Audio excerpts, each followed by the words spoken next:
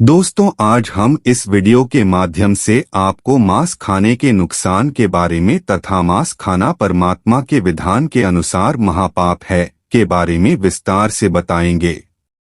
तो आइए शुरू करते हैं। जीव हत्या कर उसका सेवन करने वालों में दया भाव नहीं रहती, तभी तो जीव हत्या करने वाला कसाई और खाने वाला मांसाहारी प्राणी कहलाता है।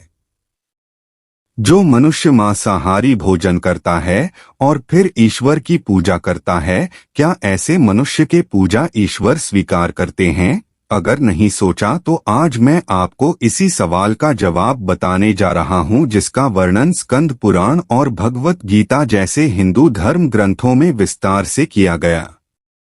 स्कंद पुराण काशी खंड 3 अध्याय में बताया गया है कि जो मनुष्य मांस खाता है उसके जीवन को धिक्कार है। ऐसे मनुष्य को ना तो मृत्यु लोक में सुख मिलता है और ना ही मृत्यु के बाद दूसरे लोक में सुख मिलता है।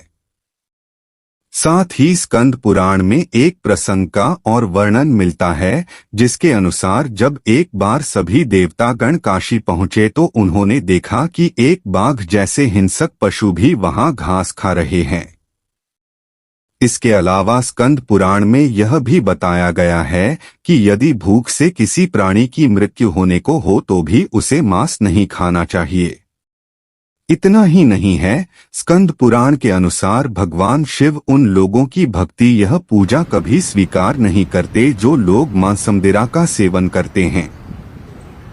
स्कंद पुराण के अलावा वराह पुराण में भी इस बात का वर्णन मिलता है, जिसके अनुसार भगवान विष्णु के वराह अवतार पृथ्वी देवी के पूछने पर कहते हैं कि जो मनुष्य मांस का भक्षण करते हैं, मैं ना तो उसकी पूजा स्वीकार करता हूँ और ना ही उसको अपना भक्त मानता हूँ।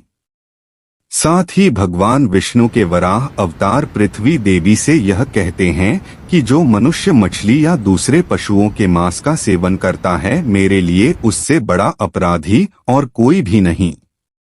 इसके अलावा भगवत गीता में भगवान श्री कृष्ण ने यह भी बताया है कि मनुष्य को क्या खाना चाहिए और क्या नहीं।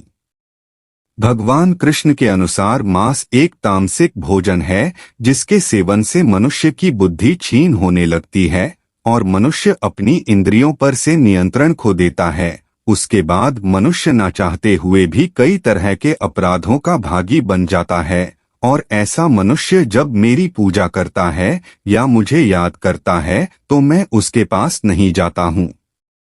इसके बाद भगवान श्री कृष्ण गीता में कहते हैं कि मांसाहारी भोजन राक्षसों के लिए है, न कि इंसानों के लिए।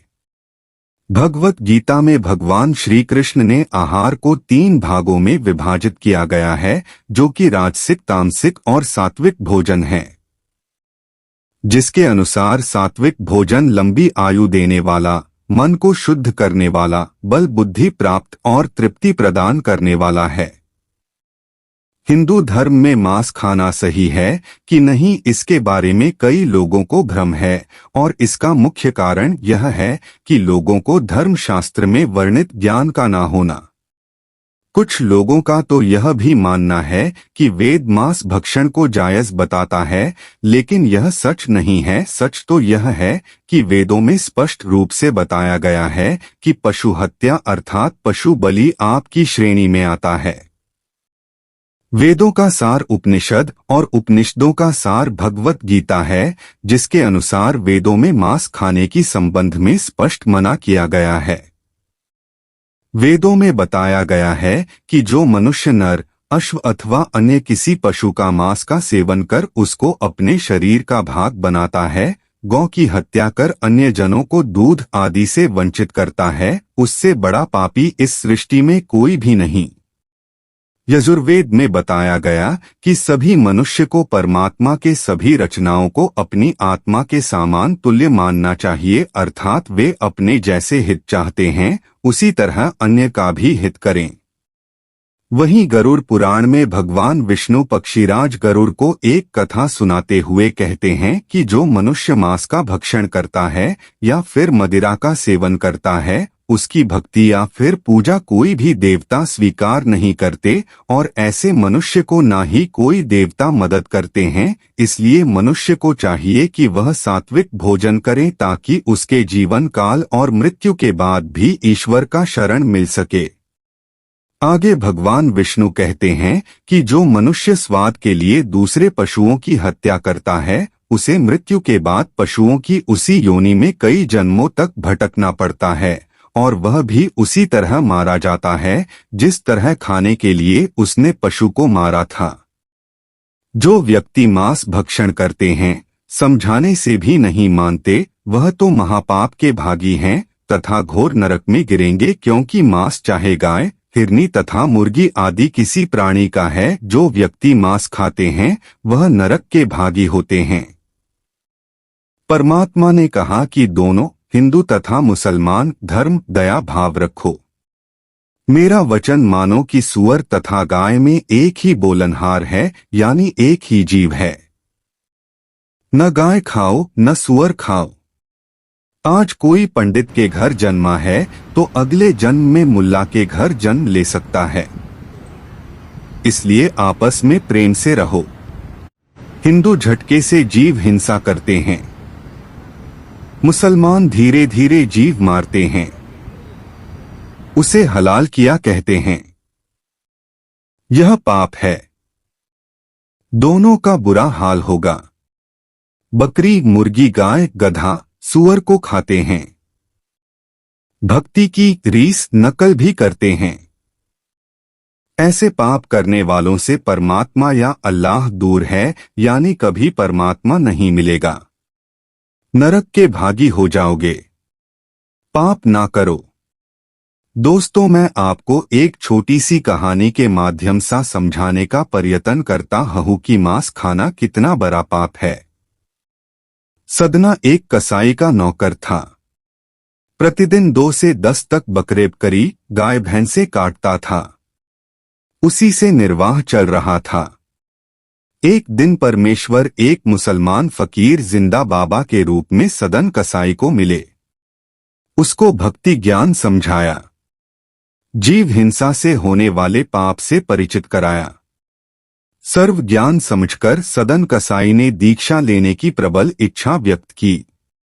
परमेश्वर जिंदा ने कहा कि पहले यह कसाई का कार्य त्याग, तब दीक्षा दूंगा।